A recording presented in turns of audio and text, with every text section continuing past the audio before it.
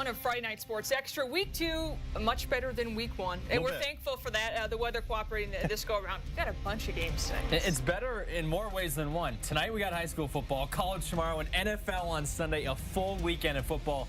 We're starting it off tonight. You know, Bo Baldwin, the Eastern Eagles, putting together maybe the most difficult non-conference season ever for college football. Well, in the high school ranks, that goes to Gonzaga Prep. Last week at Eastside Catholic. This week against perennial powerhouse Skyline at home. Packed house for this matchup between the two juggernauts. They were tied in the second. Bullpups on the move, but there's a fumble in the backfield on the exchange. Dax Kringle, cousin of Chris, is there for the Spartans. Skyline in business. Ensuing drive, Spartans facing fourth down. Joseph Green under pressure, rolls to his left, heaves it up for C.J. Moore. He's there for the first down. Clutch play for Skyline. That sets up Isaiah Shim. His second touchdown of the first half. He was everywhere. 13-6 at the break. Second half, looking for more for Skyline on the 5-yard line, but they fumble it right back to Gonzaga Prep. They pounce on it, but that drive would stall for the Bullpups. So Skyline deep in their own territory on fourth down. They're trying to punt it, but here comes Sam Lockett off the corner. The block, the recovery, the touchdown. That's a hat trick for the Bullpups. Oh, this one goes to double overtime tonight. Skyline pulls out the three-point win. What a great game between two juggernauts in 4A football. Let's head out to the Joe Albee Stadium where the band was playing for Lewis and Clark and Kamayakin, but it was the Braves on the move. Jethro Kustad breaking tackles, going to cut it back. Somebody put a stopwatch on this. This is like 100 yards and 100 seconds for this highlight. Eventually, he's going to score. Eventually, there it is. He finally scores 7-0 Braves. LC on to punt. You know something bad's going to happen if we're showing you a punt. Champ Grayson, looking like the title holder on this one, cuts it back just like the last highlight, and he scampers on into the end zone. Braves in business, 14-zip. Tigers trying to answer. Speaking of long highlights, Michael Flaherty dumps it off to Cameron Duncan.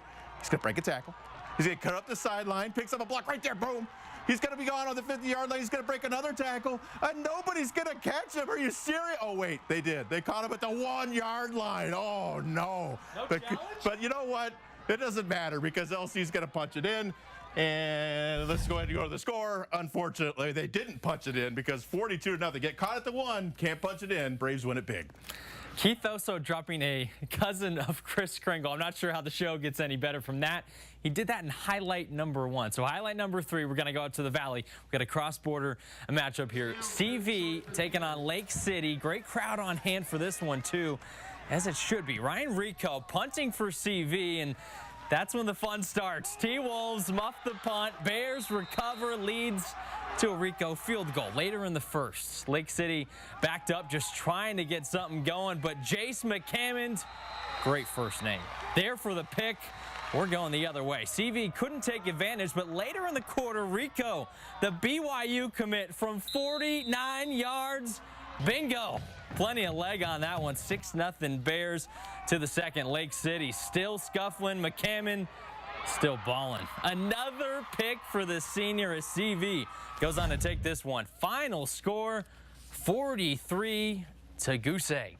Yikes. Mount Spokane taking on Sandpoint over at Joe Albee Stadium. My guy Jerry Swanson said the quarterback looks like Brad Johnson. Throws like him, same number, same last name. That's Robbie to Taryn McLaughlin. Visitors in business. A few plays later, Robbie Johnson pinpoint here to Julian Barajas. Sandpoint strikes first and might as well celebrate. 21, part of a 21-0 start. Then Johnson to Spencer Bassett. That makes it blackjack for the visitors.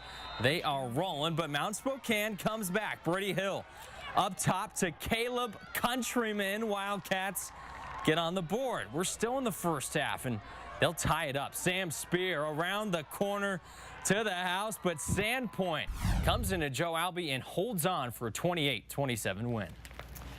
If you know the Post Falls program, then you've heard of head coach Jeff Hines. Hines passing away over the summer, so today, the first home game there for the Trojans without Coach Hines. Honoring him with the sign, and they would do so during the game. Opening possession for the Titans, kind of not what they had in mind. Hunter Gregerson gets waxed. Junior Williams, the man on the spot, taken down, though, just short of the goal line.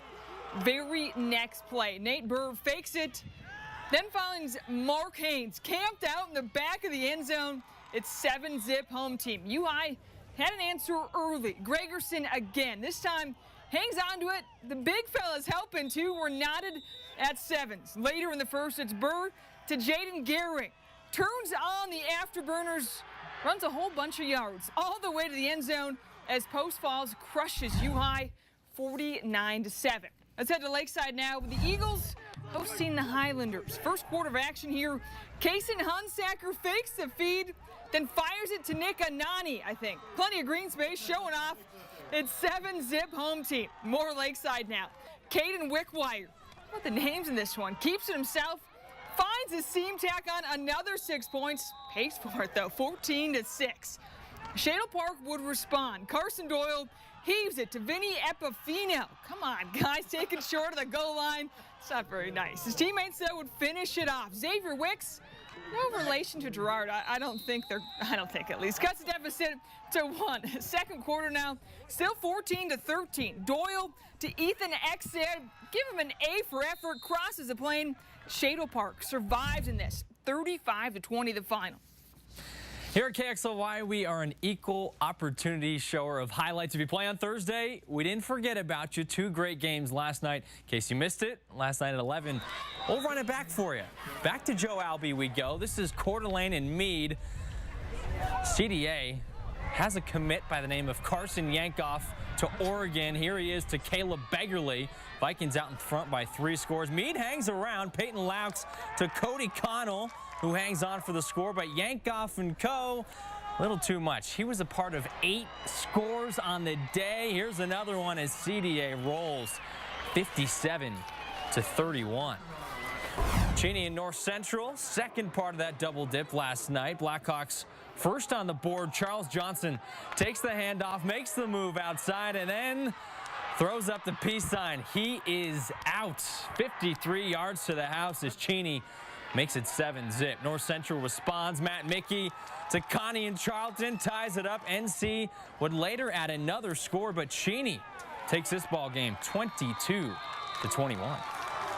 We don't go to a single high school football game without somebody saying, put us on TV. We want to be on TV. Well, we want you to be on TV. All you have to do is contribute to the show. How do you do that? Send in something on Twitter or Facebook using a hashtag FNSC, just like all of these people did, and you could get your stuff on TV. So we're looking through Twitter. We got all sorts of photos in here. We got Isaiah Bremer with a short touchdown for the Braves on a reception. You have 700 ESPN HS. They're the place to go for all your score updates because they are everywhere. And of course, Sarah Wheeler right there. That's our Sarah Wheeler right there, taking a picture of Post Falls playing their first game at home since Jeff Hines passed away. So pretty cool. You can get on TV too. All you got to do is be interactive. You got to be proactive. Don't sit there and wait for the cameraman to put you on TV. You do the work, and then you get on TV. Hashtag FNSC. That's right. How's the hashtag work again? The cool kids are doing that. Just like this. And the cool kids are staying around because we got plenty more highlights. A lot of games to come still. 31st season, Friday Night Sports Extra. You're watching.